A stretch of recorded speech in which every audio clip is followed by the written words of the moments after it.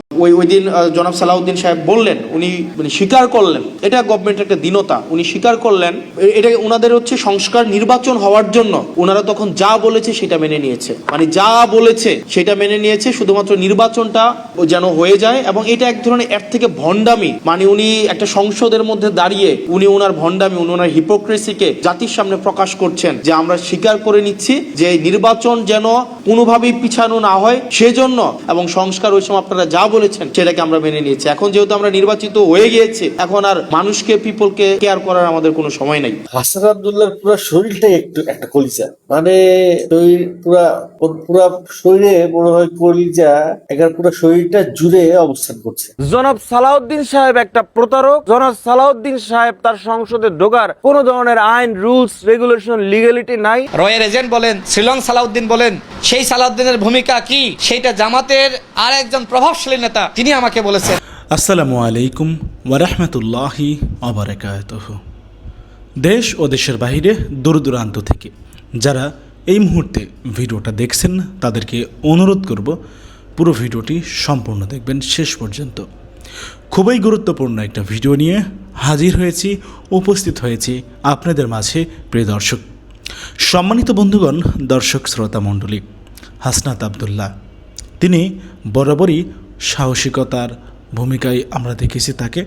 তিনি বরাবরই অন্যায়ের প্রতিবাদ করেছে, অন্যায় দেখলে রুখে দাঁড়িয়েছে। এবারে হাসনাত আব্দুল্লাহ আমাদের মাননীয় স্বরাষ্ট্রমন্ত্রী সালাউদ্দিন আহমেদের কিছু বক্তব্যের কড়া ভাষায় প্রতিবাদ জানিয়েছে। তীব্র সমালোচনা করতে গিয়ে হাসনাত আব্দুল্লাহ বলেছে, সংসদে দাঁড়িয়ে স্বরাষ্ট্রমন্ত্রীর বক্তব্য জাতির কাছে ভণ্ডামির প্রতিফলন। নাম্বার ওয়ান ভণ্ড এবং প্রতারক বলেও আখ্যায়িত করেছে স্বরাষ্ট্রমন্ত্রী সালাউদ্দিন আহমেদকে হাসনাত আব্দুল্লাহ। হাসনাত আব্দুল্লাহ বলেছে, সংসদে যে সালাউদ্দিন আহমেদ বলেছে যে গণভোটের রায় এবং জুলাই সনদ বাস্তবায়নের যে প্রতিশ্রুতি, যে জুলাই সনদ স্বাক্ষর করেছিল, সম্মতি বা একমত পোষণ করেছিল বিএনপি, তার কারণ ছিল একটাই, যে কোনো মূল্যে নির্বাচনটা হওয়া। কারণ তখন যদি দ্বিমত পোষণ করত, গণভোটের বিরুদ্ধে অবস্থান নিত বিএনপি সরকার, তাহলে গঠন করতে পারত না নির্বাচনটা, তাহলে হয়তো হতো না। কেয়ারটেকার সরকার হয়তো নির্বাচনের সময় পিছিয়ে দিত, নির্বাচন দিত না, এবং দ্রুততম সময়ের মধ্যে নির্বাচন করানোর জন্য তারা গণভোটে সম্মতি দিয়েছে, একমত হয়েছে জুলাই সনদ বাস্তবায়নে। এখন তারা বাস্তবায়ন করবে কি করবে না সেটি তাদের একান্ত সরকারের বিষয়। প্রিয় দর্শক শ্রোতামণ্ডলী, স্বরাষ্ট্রমন্ত্রীর এই বক্তব্যের কড়া প্রতিবাদ জানিয়েছে, রীতিমতো কঠিনভাবে ধুয়ে দিয়েছে হাসনাত আব্দুল্লাহ স্বরাষ্ট্রমন্ত্রী সালাউদ্দিন আহমেদকে। সালাউদ্দিন আহমেদকে নিয়ে কি বলল হাসনাত আব্দুল্লাহ সেটা আমরা শুনবো, তারপরে কথা বলবো। আশা করি সঙ্গে থাকবেন পুরো ভিডিওটি জুড়ে। রীতিমতো কঠিন শিক্ষা দিয়ে দিয়েছে হাসনাত আব্দুল্লাহ। রাজনীতিবিদদের এটা একটা অসুবিধা, সবকিছুর কিছু কিছু জানতে হয় আর কিছু কিছু বিষয়ের সব কিছু জানতে হয়। এই জন্য দেখা যায় আমরা মানে কিছু কিছু বিষয়ের সব কিছুও জানা হয় না, আবার সব কিছু বিষয়ের সব কিছুও জানা হয় না। এটা হচ্ছে আমাদের লিমিটেশনস। ব্যাংকিং বিষয়ে কথা হচ্ছিল। আমার কাছে মনে হয় সামনে বাজেটকে সামনে রেখে এখন ব্যবসায় আপনারা যারা আছেন, আপনাদের একটা বিষয়ে এই সরকারের কাছে আপনাদের একটা দাবি খুব বেশি স্ট্রংলি করা উচিত, সেটা হচ্ছে ট্যাক্স অটোমেশন অথবা ভ্যাট অটোমেশনের বিষয়টা।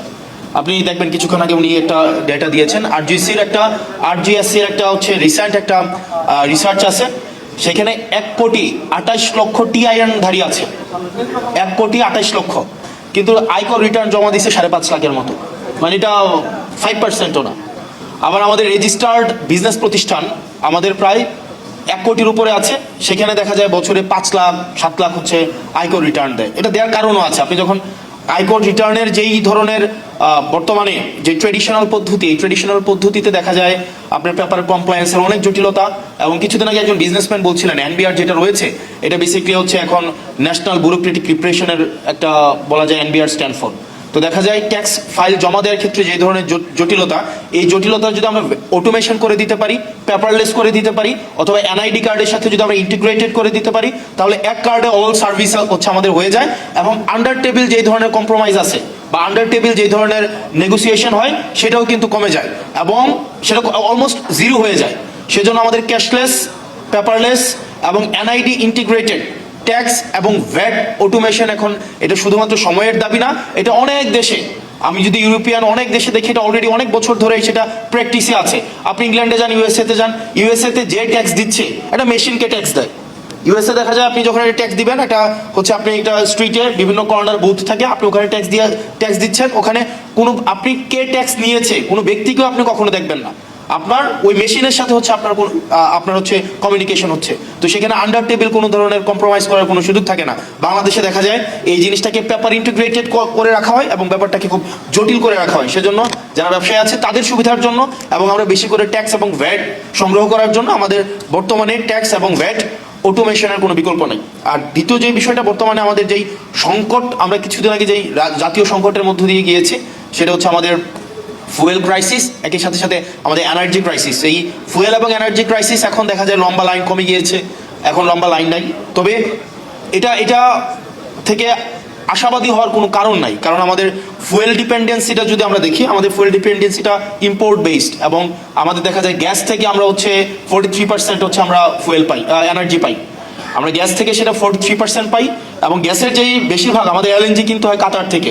এখন এই কাতারের এলএনজি আমাদের প্রত্যেকদিন প্রায় 4000 MFCFD হচ্ছে আমাদের গ্যাস লাগে প্রত্যেকদিন, 4000 million metre cubic foot per day.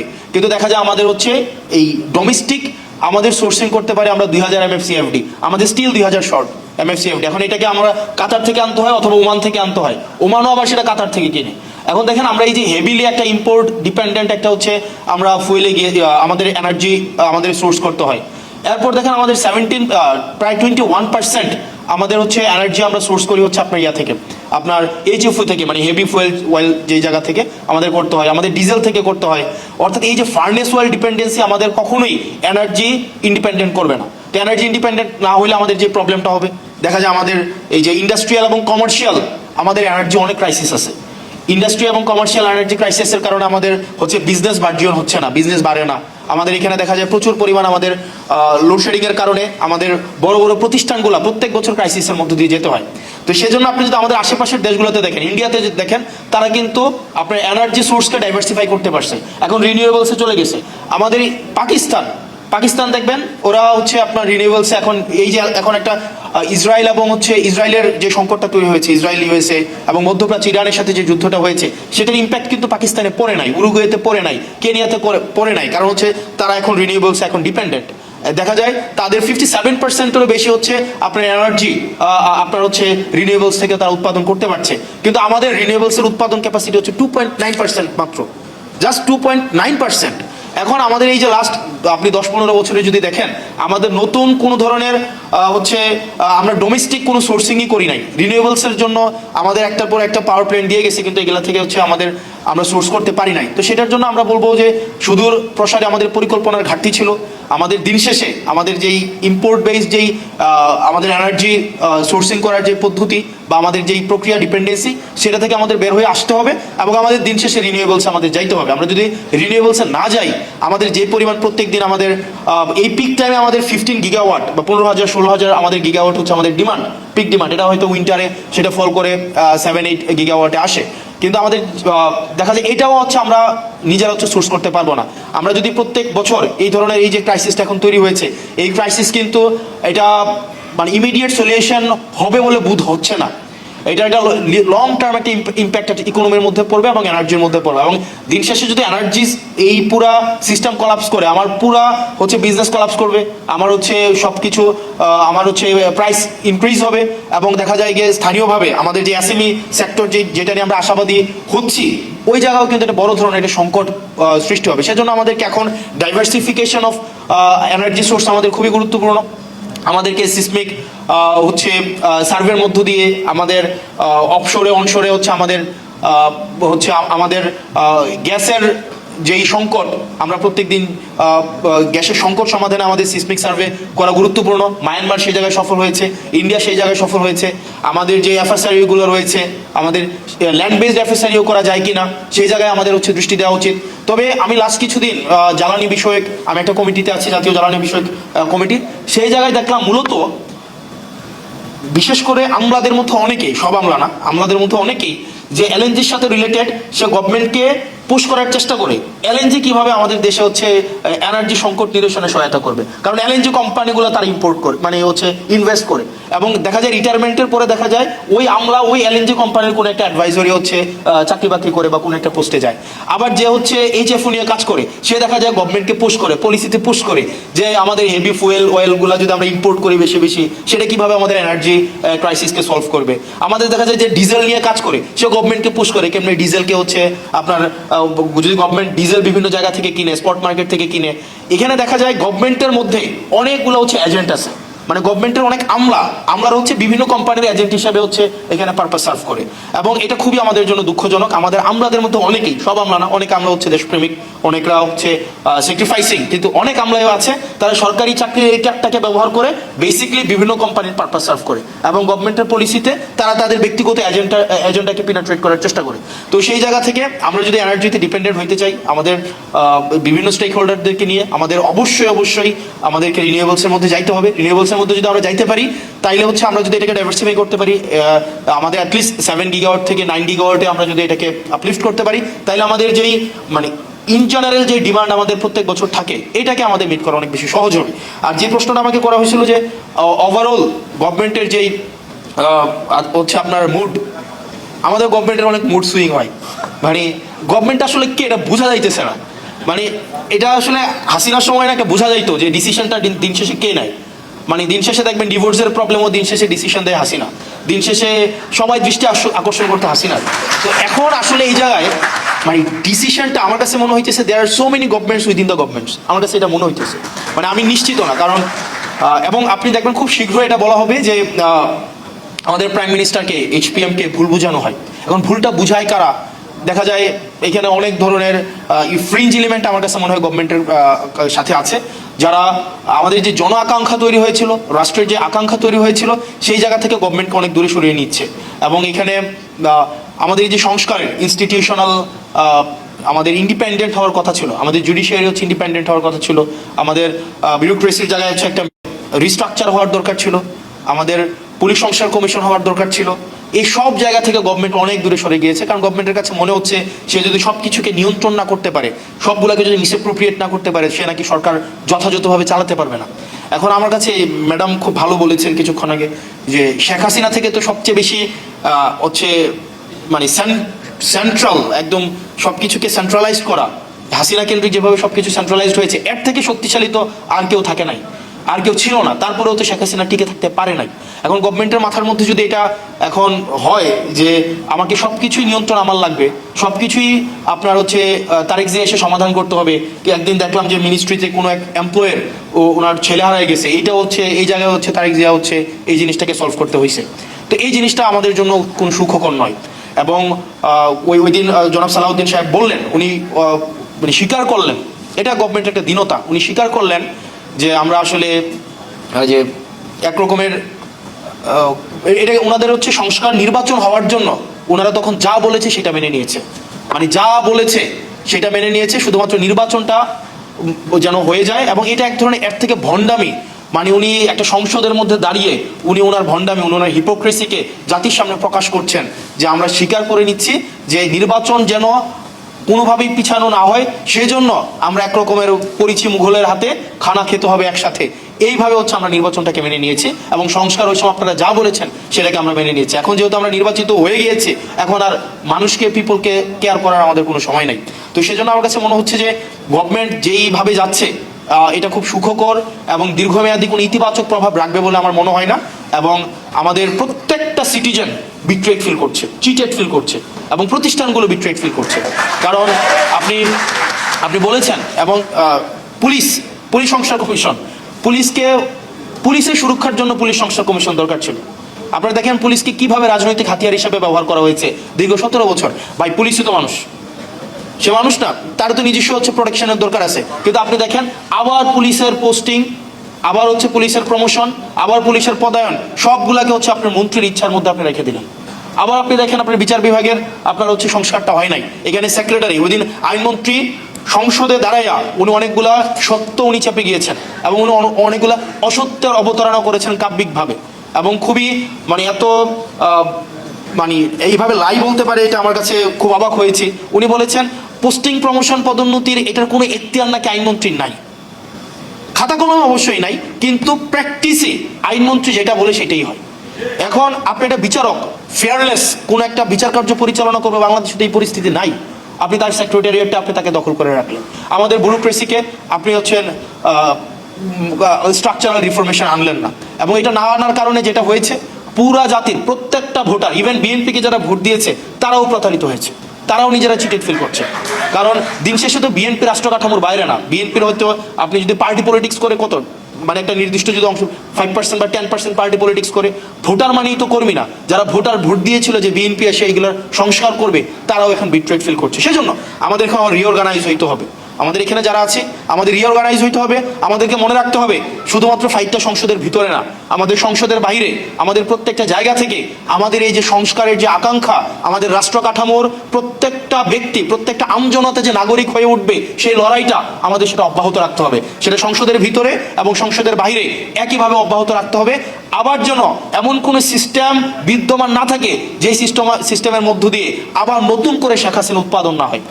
আমাদের আবার মাথায় রাখতে হবে সেটার মধ্য দিয়ে একজন ব্যক্তি ঢুকে আবার শেখ হাসিনা হয়ে বের হবে, এরকম কোনো যেন রাষ্ট্র ব্যবস্থা বাংলাদেশে বিদ্যমান না থাকে। সেজন্য আমাদের লড়াইটা অব্যাহত রাখতে হবে। হাসান আব্দুল্লাহর পুরো শরীরটাই একটু একটা কলিজা, মানে শরীর পুরা শরীরে মনে হয় কলিজা, এখানে পুরো শরীরটা জুড়ে অবস্থান করছে। সংসদে দাঁড়িয়ে সরকারি দলের স্বরাষ্ট্রমন্ত্রী সালাউদ্দিন সাহেব যখন বললেন যে আমরা তখন সবকিছুতেই হ্যাঁ হ্যাঁ করেছি, কারণ আমরা চাইছিলাম নির্বাচনটা হয়ে যাক, আমাদের আশঙ্কা ছিল নির্বাচনটা পিছিয়ে যাবে বা নির্বাচনটা হবে না।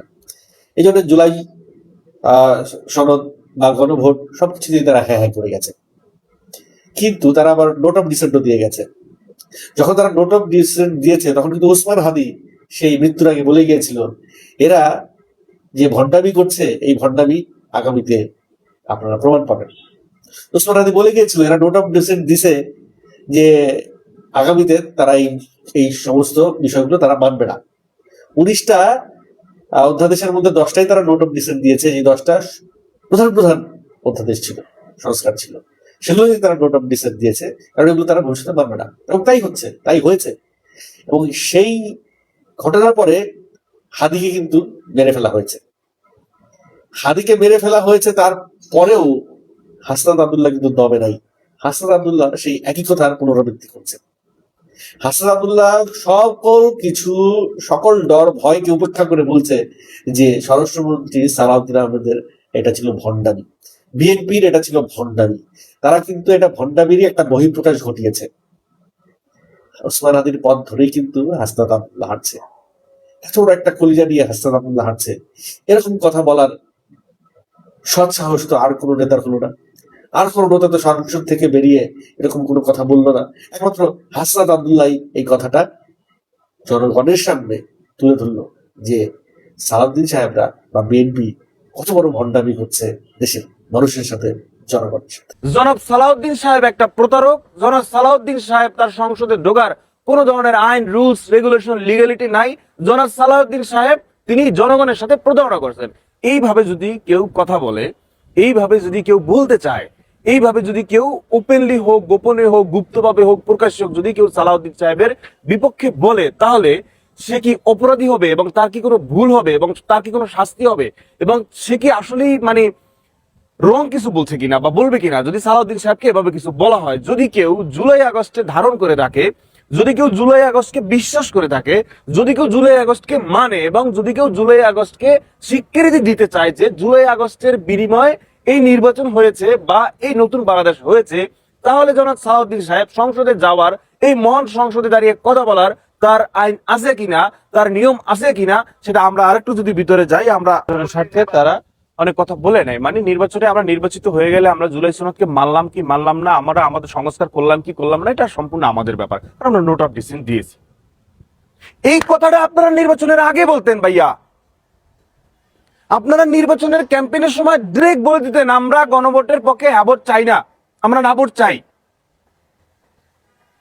তাহলে জনগণ আপনাদেরকে হ্যাঁ ভোট দিত কি দিত না সেটা নির্বাচনের আগে প্রকাশিত হয়ে যেত।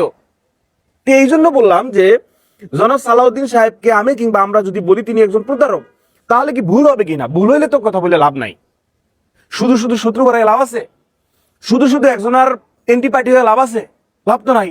জনাব সালাউদ্দিন সাহেবকে যদি আমরা বলি যে তার সংসদে ঢোকার লিগ্যালিটি নাই, মহান সংসদে দাঁড়িয়ে এরকম প্রতারণাময় একটা মানুষের সামনে কথা বলা, জনগণের সাথে কথা বলা, পুরো দেশের দায়িত্ব কাঁধে নিয়ে দেশ পরিচালনা করার লিগ্যালিটি তার নাই, এটা বললে আসলে আমাদের ভুল হবে কিনা? কারণ জনাব সালাউদ্দিন সাহেব এবং তারা তো বলেছে যে আমরা গণভোটের পক্ষে, এবং স্টিল ভিডিও, আগের ভিডিও, নির্বাচনের আগের ভিডিও, যে সরকার আসবে তারা জনগণের রায় মেনে নিতে বাধ্য থাকবে, এই কথা তো তারা বলছে না এই কথা? তাহলে এখন এসে করে পাঠায় তাল বাহানা, এখানে সেখানে কত কমিটি গঠন, সেটা এগুলো কেন হবে? তাহলে এই দিক থেকে আপনি তো জনগণের সাথে প্রতারণা করছেন ভাই। সেই সময় নির্বাচনটা দ্রুত নেওয়ার, বাংলাদেশের নির্বাচন টুকরো হবেই সেই সময়ের কথা। আর এই এত বড় গণ অভ্যুত্থান কি জন্য হয়েছে? সংস্কারের জন্য হয়েছে।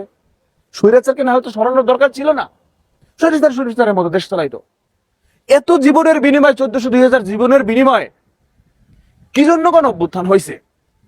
কি জন্য শহীদ পরিবারের পিতারা এখনো কেন প্রোগ্রাম চলা অবস্থায় বলে যে আগে জুলাই সনদ বাস্তবায়ন করেন? আচ্ছা, যেই পরিবারগুলোর ছেলে সন্তানগুলোর স্বামী, বউ, মাইয়া বলা যারা পৃথিবী থেকে চলে গেছে, ওই পরিবারের বাকি অংশগুলো, ধরেন একজন শহীদের পিতা মাতা, তারা কি পৃথিবী থেকে চলে গেছে? কি মনে করেন? তারাও পৃথিবী থেকে চলে গেছে? তারাও কিন্তু আছে। ডিরেক্ট শহীদদের সাথে, জনগণের সাথে, বাংলাদেশের মানুষের সাথে কিন্তু আপনারা প্রতারণা করছেন। আপনাদের সুযোগ ছিল দেশের মানুষের ভালোবাসা কুড়ানো, দেশের মানুষের ভালোবাসা গ্রহণ করে তাদের ভালোবাসা নিয়ে, তাদেরকে নিয়ে এগিয়ে যাওয়ার, কিন্তু সেই সুযোগটা আপনারা নিজেরা নিজ হাতে মিস করছেন। বিএনপির অনেক লোকের কাছেই আপনি খোঁজ নিয়ে দেখেন না, আপনাদের এই কৃতকর্ম তারা পছন্দ করে না, কারণ তারা এই বিএনপিকে দেখতে চায় না, এই রাষ্ট্র ব্যবস্থাকে তারা দেখতে চায় না। তারা সরল মনেই ছিল, সরল মনেই তারা গণভোটে হ্যাঁ ভোট দিছে, সরল মনেই তারা বিএনপিকে ভালোবাসছে, সরল মনেই মনে করছে তারা এই বিএনপি সলিড হবে, এই বিএনপি এগিয়ে যাবে। কিন্তু এখন এসে আপনাদের বুকের কত স্পর্ধা, কত বড় পাঠা, আপনারা সংসদ ভবনে দাঁড়াইয়া বলতেছেন যে সে সময় সংস্কার, নির্বাচন, এরকম কথাগুলো আসতেছিল, আমরা তড়িৎ গতি করে সাইন করে দিয়েছি যাতে নির্বাচনটা হয়। তার মানে আপনারা এই জুলাই টুলাই এগুলোর পক্ষে আপনারা না, ডিরেক্ট প্রতারণা করলেন কিন্তু ভাই। জনগণের সাথে প্রতারণা করে, জনগণের সাথে ফাইট করে শক্তিশালী স্বৈরাচার হাসিনাই টিকে থাকতে পারে নাই, এটা আপনাদের মনে রাখা উচিত। রয়ের এজেন্ট বলেন, শ্রীলং সালাউদ্দিন বলেন, সেই সালাউদ্দিনের ভূমিকা কি সেইটা জামাতের আর একজন প্রভাবশালী নেতা তিনি আমাকে বলেছেন, জনাব সালাউদ্দিন আহমেদ, তিনি রয়ের এজেন্ট ছিলেন, তিনি আসলে গণঅভ্যুত্থান চাননি, আমি রাশেদ খান একলা দাঁড়িয়ে যাব। আমি সাক্ষী, আল্লাহ সাক্ষী, ওই সময় জামাতের একজন শীর্ষ নেতা তার সাথে জনাব তারেক রহমানের কথা বলিয়ে দিয়েছিলেন জনাব সালাউদ্দিন আহমেদ। এত পারদর্শী হয়ে থাকেন, তার যে আইনগত ভাষায় তিনি কথা বলছেন, পাল্টা আইনের ভাষায় আপনারা কথা বলেন।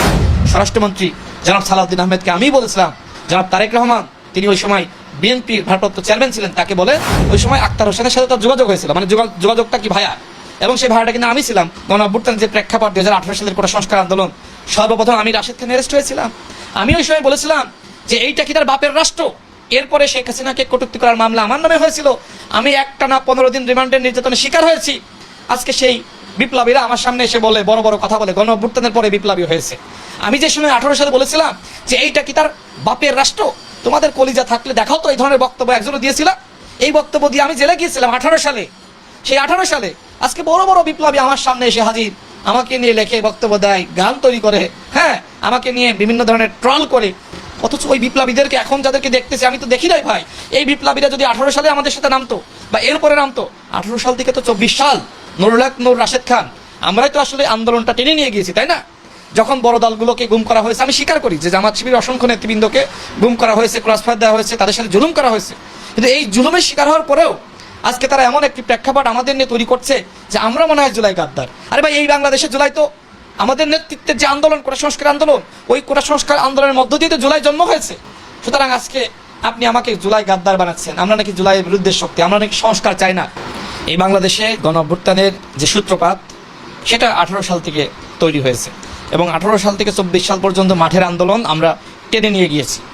যখন বড় দলগুলো তারা অনেকটা নামতে পারছে না, গুম করা হচ্ছে, তাদের বাসা বাড়িতে থাকতে দেওয়া হচ্ছে না, গণগ্রেপ্তার শুরু হয়েছে, আমরা কিন্তু সাহস নিয়ে সবসময় রাজপথে ছিলাম। আমাদের ভিতরে ওই ধরনের সংকল্প ছিল যে আমাদের জন্মই হয়েছে মৃত্যুর জন্য। এবং সেই সময় আমি রাশেদ খান, বিএনপির বর্তমানে মাননীয় স্বরাষ্ট্রমন্ত্রী জনাব সালাউদ্দিন আহমেদকে আমি বলেছিলাম যে পিএমকে, মাননীয় প্রধানমন্ত্রীকে, এখন যিনি মাননীয় প্রধানমন্ত্রী জনাব তারেক রহমান, তিনি ওই সময় বিএনপি ভারপ্রাপ্ত চেয়ারম্যান ছিলেন, তাকে বলেন যে এই আন্দোলনকে আমাদের জাতি মুক্তির আন্দোলনে পরিণত করতে হবে। আমি জানতাম, যেহেতু আমার অভিজ্ঞতা আছে এই আন্দোলনে, তাই না, কখন হাসিনা বাধা দিতে পারে, কি করবে, মোটামুটি আমি অ্যাজাম্পশন করতে পারতাম। আমি তাকিয়েছিলাম সেই জায়গায় যে বাধা আসলেই বাঁধবে লড়াই। যখন হাসিনা বাধা দিয়েছে, লড়াইটা কিন্তু আমরা শুরু করে দিয়েছি।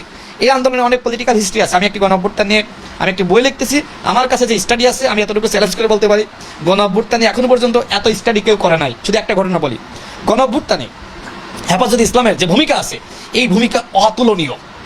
অনেকে হেফাজতের নেতৃবৃন্দের একটা অংশকে নিয়ে সমালোচনা করে, কিন্তু গণঅভ্যুত্থানের সময় হেফাজতে ইসলামের আরেকটা অংশ যে ভূমিকা রেখেছে, সেই ভূমিকা সম্পর্কে যদি আমি বলি তাহলে এদেশের মানুষ অবাক হয়ে যাবে। এইভাবে কিন্তু দল সংগঠনগুলো কাজ করেছে। আর আপনি যাকে রয়ের এজেন্ট বলেন, শ্রীলং সালাউদ্দিন বলেন, সেই সালাউদ্দিনের ভূমিকা কি, সেইটা জামাতের আর একজন প্রভাবশালী নেতা তিনি আমাকে বলেছেন, সেটা আমার বইতে থাকবে। আজকে কাকে নিয়ে আপনি কথা বলেন, মানে আমি চাচ্ছি যে বলেন, কিন্তু একটা সময় যখন আশা করি আমার এই বইটা বের হবে, তখন আপনার মুখটা বন্ধ হয়ে যাবে। আজকে বিএনপির সম্পর্কে জামাতের মূল্যায়ন, জনাব সালাউদ্দিন আহমেদ সম্পর্কে জামাতের একজন প্রভাবশালী নেতার মূল্যায়ন, যে সময় কি হয়েছিল, জাস্ট এতটুকু বলি, ওই সময় জামাতের একজন শীর্ষ নেতা, তার সাথে জনাব তারেক রহমানের কথা বলিয়ে দিয়েছিলেন জনাব সালাউদ্দিন আহমেদ ওই আন্দোলনের সময়, যাতে করে জামাত আন্দোলনের নামে। তার মানে কি? তার মানে জামাতকে আন্দোলনে সম্পৃক্ত বা সমন্বয় কে করলো? বিএনপি। এছাড়া হেফাজত ইসলামকে নামানোর জন্য ওই সমন্বয়টা কে করেছিল জানেন? ওই সমন্বয়টাও বিএনপি করেছিল। সেই হিস্ট্রি এবং প্রমাণগুলো আমার কাছে আছে। আমি খুব শীঘ্রই আমার বইটা ইনশাল্লাহ বের হবে, তখন মানুষ জানবে যে কিভাবে ওই সময় বিএনপি, জামাত ইসলাম, হেফাজত ইসলাম, গণ অধিকার পরিষদ সহ যারা ফ্যাসিবাদ বিরোধী লড়াইয়ের পলিটিক্যাল পার্টিগুলো ছিল, কিভাবে একসাথে কাজ করেছে। হ্যাঁ, পরবর্তীতে হয়তো ক্ষমতার দ্বন্দ্বে এক ধরনের বিভক্তি সৃষ্টি হয়েছে, কিন্তু গণঅভ্যুত্থান পর্যন্ত, 5 আগস্ট পর্যন্ত বিএনপি, জামাত, হেফাজত ইসলাম, গণ অধিকার পরিষদ সহ এদেশের ফ্যাসিবাদ বিরোধী শক্তি একসাথে কাজ করেছে। আমি এটা মূল্যায়ন করছি। আজকে অনেকে বলছে না যে 24-এর গণ আন্দোলনে বা জুলাই গণ অভ্যুত্থানে বিএনপির কোনো মিছিল দেখা যায় না। বিএনপির মহাসচিব বলেছিল আমরা তো আন্দোলনে নাই, বলেছিল না আমরা তো আন্দোলনে নাই। তিনি ওই সময় বলেছিলেন যে এটা ছাত্রদের আন্দোলন, ছাত্ররা আন্দোলন করছে। তিনি এটাই বোঝাতে চেয়েছিলেন যে আমরা পলিটিক্যাল পার্টিগুলো আমাদের আলাদা আন্দোলন রয়েছে। আসলে ওই সময় পর্যন্ত ওইটাই ছিল, ছাত্রদের আন্দোলনই ছিল। এমনকি ছাত্রদের পক্ষ থেকেও এটিও বলা হয়েছিল, আরো অনেক হিস্ট্রি কিন্তু আমার কাছে আছে। ছাত্রদলকে এনসিপির বর্তমান আহ্বায়ক নাহিদ ইসলাম নিজে বলেছিলেন যে আপনারা সামনে এসেন না, আপনারা ভিতরে থেকে আমাদেরকে সহযোগিতা করেন।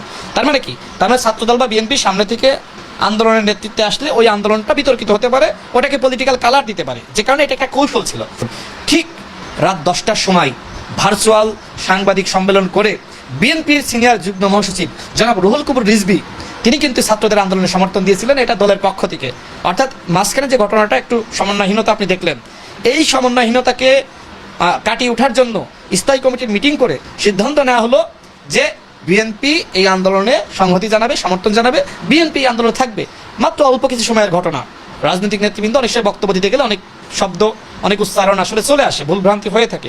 সেই জায়গায় যেখানে ওই 17 জুলাই রুহুল কবির রিজভী সাহেব আন্দোলনে সমর্থন দিল, আপনি ওই ঘটনাকে সামনে আনেন না, উধাও করে দিয়েছেন। আর আপনি বিএনপির সংগ্রামী মহাসচিব তিনি যে বক্তব্য দিয়েছিলেন, একটা কৌশল ছিল, এটা সত্য। এটা আপনি এনসিপির আহ্বায়ক নাহিদ ইসলামকে জিজ্ঞেস করবেন। প্রিয় দর্শক, আপনারা জানাবেন আপনাদের অভিব্যক্তিটা কি, আপনারা কি বলবেন না। হাসনাত আবদুল্লাহ যেই বক্তব্য দিয়েছে, যে কথা বলেছে স্বরাষ্ট্রমন্ত্রী সালাউদ্দিন আহমেদকে নিয়ে, আপনারা জানাবেন তিনি কি ঠিক বলেছে। হাসনাত আবদুল্লাহ যেখানে দাবি করছে যে বিএনপি দেশ ও জাতির সঙ্গে প্রতারণা করছে, তারা ভণ্ডামি ছাড়া আর কিছুই করতে পারে না। প্রিয় দর্শক শ্রোতামণ্ডলী, যাই হোক, আপনারা আপনাদের মূল্যবান ওপিনিয়ন অবশ্যই কমেন্টে উল্লেখ করে জানাবেন। আমি আর বেশি কিছু বলতে চাচ্ছি না, আমি শুধুমাত্র বলবো এতটুকুই যে হাসনাত আবদুল্লাহ তিনি তার সাহসিকতার আরও একটি উদাহরণ দিল। তিনি জানিয়ে দিলেন যে সে যেই ব্যক্তি হোক না কেন, ভুল কিছু করলে, ভুল বক্তব্য হোক আর অন্যায় কাজ হোক আর দুর্নীতির সঙ্গে জড়িত হোক, কাউকে ছেড়ে কথা বলবে না হাসনাত আবদুল্লাহ, কারোর সঙ্গে আপোষ করবে না। হাসনাত আবদুল্লাহকে স্যালুট জানাই, বাংলার ক্যাপ্টেন তিনি। তাকে তো এমনিতেই মানুষ বাংলার ক্যাপ্টেন উপাধি দেয়নি, এই জন্যই মানুষ তার সাহসিকতা দেখেই ক্যাপ্টেন উপাধি দিয়েছে। প্রিয় দর্শক শ্রোতামণ্ডলী, আপনারা জানাবেন আপনাদের অভিব্যক্তি, মতামত। আমাদের চ্যানেলে নতুন হলে অবশ্যই চ্যানেলটা সাবস্ক্রাইব করে পাশে থাকা বেল বাটনটি ক্লিক করে রাখবেন। আল্লাহ হাফেজ।